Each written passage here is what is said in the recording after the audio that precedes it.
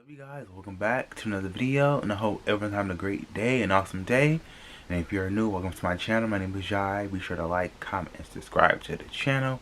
We're back with Mr. Nightmare, and this is 3 disturbing true retail stories. Yes, I don't get paid enough for this. Let's watch.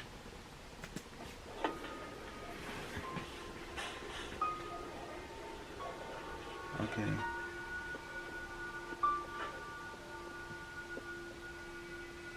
I work at a CVS open 24 hours a day.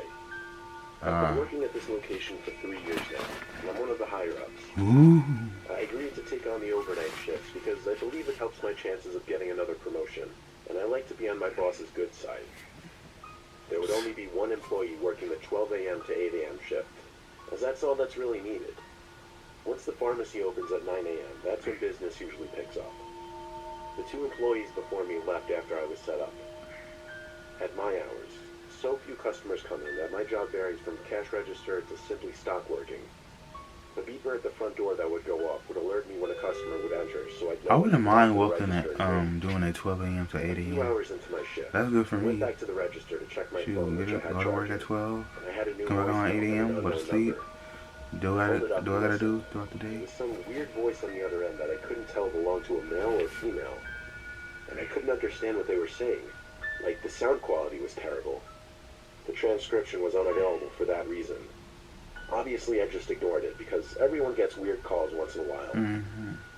As I continued doing stock work, my phone started to go off. I pulled out my phone and saw a bunch of texts from that number that just called. The first text said, "Call back when you can." The second one said, "I know you're at work, I'm coming to visit." The third one said, "What time are you working till?" Oh. I had no idea who this could be. I texted back, "Who the hell is this?" The typing bubble popped up for like 20 seconds, then it went away. They didn't respond to that. Okay. That person looking right at you. I still had to go about my work. Eventually I heard the ding by the front door, alerting me someone entered, so I went back to the register and waited. I didn't see anyone walking around though, and I waited there for quite a while actually. Eventually I just decided, okay, that's enough waiting, and went back to stocking shelves. I'd say it was around 2 a.m., a couple hours into my Matter of fact, shift. to go back. I wouldn't work at all. A cart full of items from the back section. Bad too. This time beauty products, the second aisle in the store. I brought the cart over there and noticed a woman in the corner of the next aisle over, the first aisle. I stepped into that aisle and looked down, asking if she needed any help. She was looking down at one of the products in the corner. She didn't acknowledge me. Didn't know if she heard me or not, but I just felt awkward, so I left her alone. I walked back to the register just to wait there for her to finish up, and then I started getting more texts from that number. I was basically getting spammed with random messages that made no sense, except one that said, "I'm here." So I said screw it, and I called the number. I heard a ringing sound coming from inside the store. My heart started beating twice as fast. Come from the lady. There was a heavy feeling in my throat. I canceled the call, and the ringing stopped. I brought myself to walk over to that last aisle again, where the ringing was coming from. That woman was still there in that corner. I yelled, "Joke's over, I'm calling the cops, whoever you are." I almost knew it had to be some girl I knew playing a prank on me. I went back around the counter because for some reason I felt safer there. I really didn't want to call the police though. Instead I called my best friend, who picked up on the first try. Why? Just call the I asked police. him to think of anyone we knew with brunette hair who had my number and would be playing a prank on me like this. No. He guessed a few names, but based on the body shape of that woman, it was none of them. My friend told me to just stop being a pussy since it was a girl. I told him, alright, whatever, and hung up the phone. I was about to suck it up and walk over there when I noticed her, peering half of her head from around the corner of the beauty aisle. Oh She no. had to be kneeling down too. Ooh, I got the chills. The first thing I noticed was blood trickling down her cheeks. Oh god. She was smiling, and I heard her making these fucked up laughing sounds. It looked like she cut the skin on her cheeks right next to her lips. This was when I realized she wasn't our age. She looked like she was anywhere from 30 to 40. I took one step closer, and I recognized her. What? This lady with serious mental issues who had DM'd me with a fake account before. And as far as I knew, she was dangerous and was supposed to be in some psychiatric center. Oh She no, must she have gotten my escaped. number through my Instagram, which I have set as a public figure profile, which includes my Oh phone number. no. Seeing half her bloody face peering at me, smiling, made me want to yak. I You. yelled at her to get away or I'd stab her. Of Oh. course, a complete bluff. I ran to one of the back aisles and hid from her, and I only sighed a breath of relief when I heard the beep of the front door go off. I went to go check if she was still there, but she wasn't. And so I called 911 and had the police take a report, showed them the CCTV footage, and warned them of her name and that she had serious mental issues. The officers were very nice and told me they'd be in the immediate area in case she returned. I blocked the number she was texting me from, and I like to think the police contacted her family. That's the first person you're supposed to call.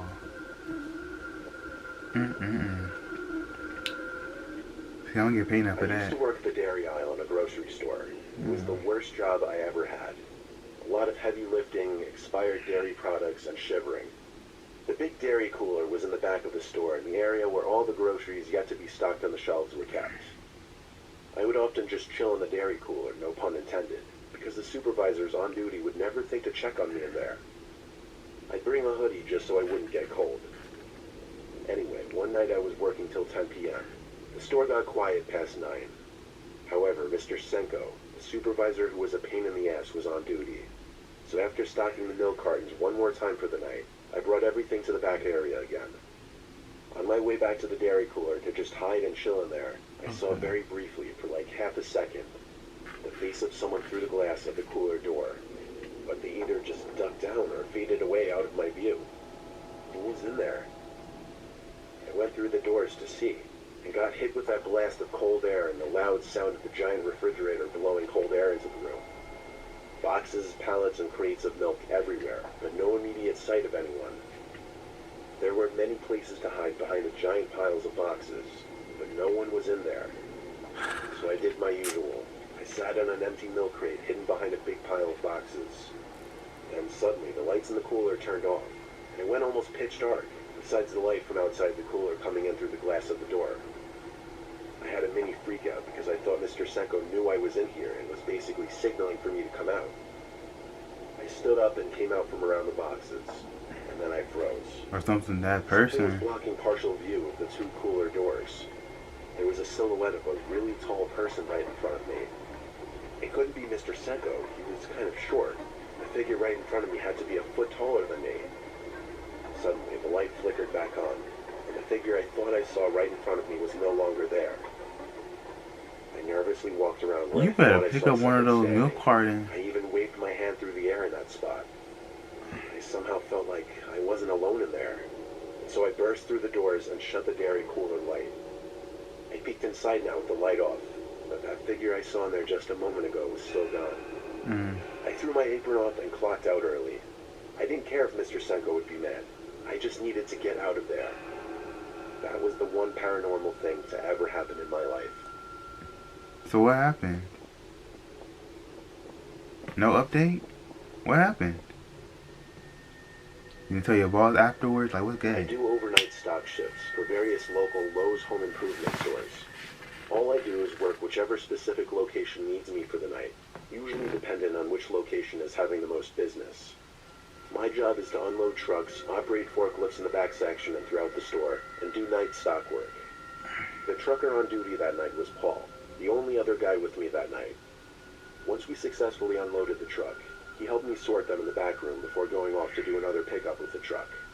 So I was left alone to continue work as normal, nothing I wasn't used to. I'd scan the new shipments to take inventory, then I'd bring the items out to the floor and stock shelves with the new items. That's exactly what I was doing, going back and forth from the back warehouse section to the main floor, stocking shelves, sometimes using the forklift. I was scanning items with the inventory gun towards the back section of the warehouse, when a loud crash scared the living shit out of me, to the point that I jumped and turned around mid-air. It was a big box that had fallen off a large pile of pallets full of unopened packages. The box's contents didn't spill out. The box was still intact. So I went to get the forklift to lift the packages back up onto the pallet. It was at this point I smelled a funky odor. But it wasn't the most uncommon thing ever in the warehouse. Oh my gosh, 20 carry their body in here. At some point later that night, I turned the corner into the paint aisle and saw someone walking all the way down at the other side. They were dressed in dark clothes. No one else was supposed to be in the store, and they weren't wearing work clothes. So I shouted, "Hey." They turned around, and when they saw me, they took off running down an intersecting aisle. Naturally, I yelled again and started chasing after him. Of course, when I got to the intersecting aisle, he was nowhere to be seen. He could have been in any aisle by then. Still, I did one quick jog down the middle aisle to look through all the intersecting aisles, but I didn't see anyone. I called anyone who I thought could have possibly been on duty, but nobody even picked up. I was at a loss for who that could be. I had to assume it was an intruder. I returned to the warehouse, and as I walked through the doors, I heard another crash from the back section of the warehouse. I ran in that direction and discovered something had fallen from the same pile of pallets and boxes. That was it. I had to run and grab a ladder to go climb up the stack of boxes. What? When I got to the top, I realized there was a perimeter, or wall rather, of packages and boxes surrounding one big hole. In this hole, there was a homeless-looking man dressed in all black, the same man I had just seen. This was where the odor from earlier was coming from. He looked at me, and I looked back at him, speechless. I didn't know what to say. He got up and seemed as though he were coming to lunge at me. Oh. I quickly stepped down the ladder low enough to where I could jump off. Then I ran down the aisle of the warehouse and stopped. I got on the phone with the police, and a couple officers showed up 15 minutes later. Of course, the little secret home that man had made between boxes was empty now. He evacuated with all this stuff. Camera footage later revealed that man had been staying in that little secret spot he created for a whole week. No one really checks the camera footage unless there's a reason to. That's how he got away with it unnoticed for so long.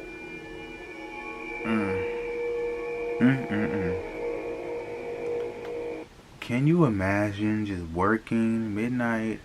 Because I know when it comes to midnight, 9 out of 10 things can happen like this. Crazy person, CVS. What was the second story about? The CVS one, a crazy lady coming through. Oh yeah, the milk carton. Like, what happened? Like, you seen a possible intruder, but that person didn't do anything, and the homeless guy didn't either. But the first one got me, especially when they said the lady peeked out from the corner at the aisle. That gave me the chills. So tell me guys what you think about these stories, and be sure to like, comment, and subscribe to the channel if you have not. Be sure to check out my other channels, description below. Until next time, you guys, stay awesome, stay positive. It's your life. Do what you want and do it positively. Peace.